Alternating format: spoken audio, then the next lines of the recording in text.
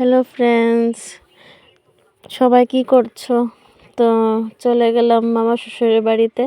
তো কালকে বৈষ্ণব সেবা, সেজন্য সবজি কাটা হচ্ছে।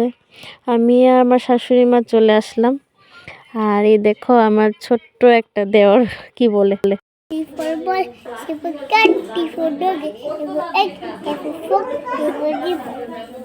তারপরে এফ ফর ফিশ, জি, এরপরে এরপর কোশ্চেন, টুইঙ্কেল টুইঙ্কেল ডাকো,